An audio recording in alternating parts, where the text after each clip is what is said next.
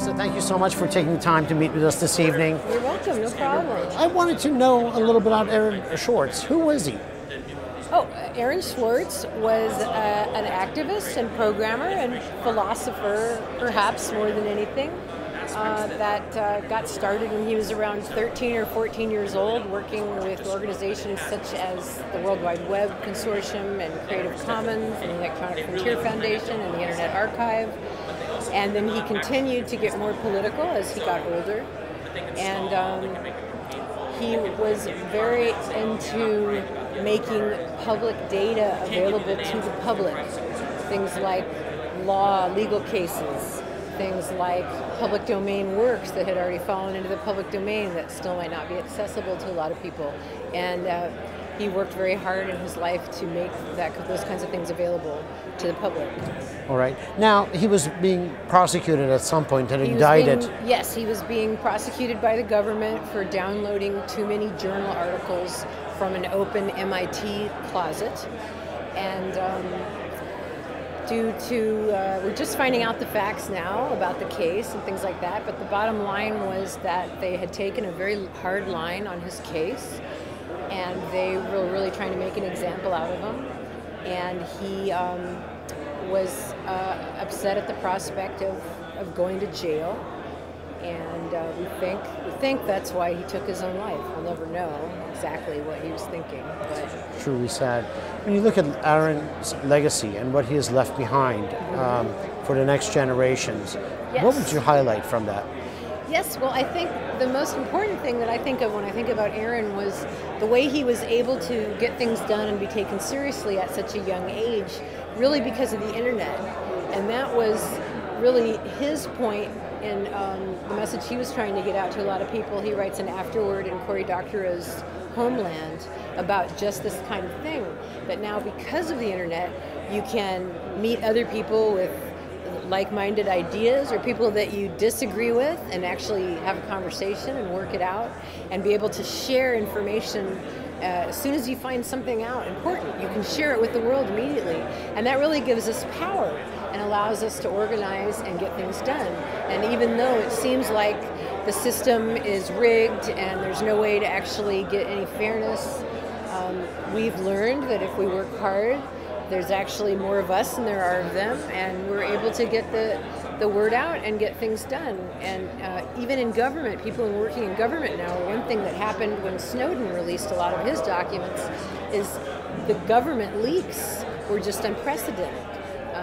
There seemed to be a lot of other people that maybe didn't want to take the full-blown whistleblower approach of dumping documents, but wanted to get the word out about one thing or another, and started doing so very rapidly after things started unfolding. Yeah, so it seems activists and innovators push the limits of society, they challenge the laws of the system, and they're able to make us think in different ways about the laws and who governs over us and who we can and we can't criticize.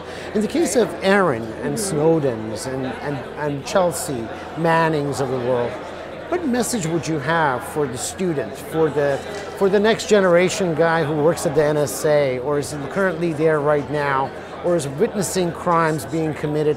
How would you inspire these people to step up and do and act like they have, like the Aarons of the world or like the Bradley Mannings of the world, Chelsea Manning? Well, luckily, the point of the secure drop application that has just been taken over by the Freedom of the Press Foundation allows potential whistleblowers to do so without facing the risks that we've learned, the bad things that happen to whistleblowers when they supposedly go through the system and come out about their identity when they're releasing information.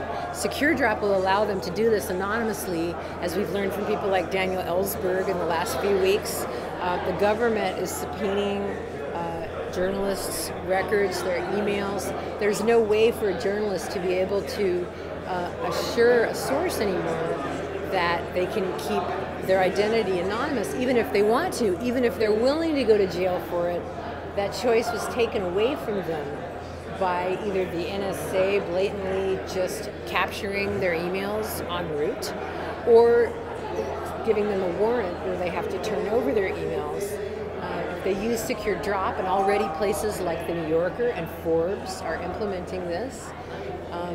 They are able to get the information out anonymously and securely, maybe feel a little better that they're not taking part without doing anything, not like they need to go quit their job tomorrow or anything, but perhaps they've done a little something to shed some light on some of the darker goings on and some of these government and other organizations. So I would say you have a good reason at worrying about what would happen if you do these kinds of things.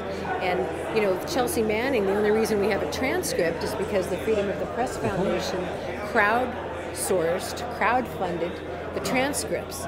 You know, things like the United States government saying that they don't have the money for a transcript of something as earth-shattering as the Chelsea Manning trial shows us that, you know, these things, they erode our democracy, they eat away at it. And something like Secure Drop might be able to put a little of that back. Like the Secure Drop programmers were saying, they're trying to restore the balance between government and journalism so that we can have more of a true democracy.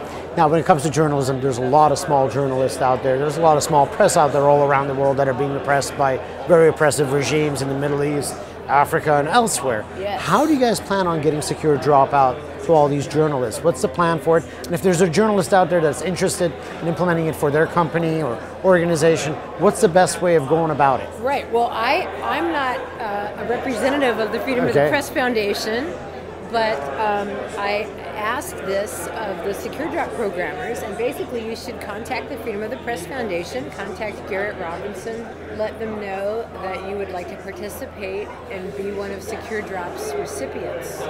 They're looking to expand the program, have more magazines involved, have more journalists involved, and make this really a force to be reckoned with.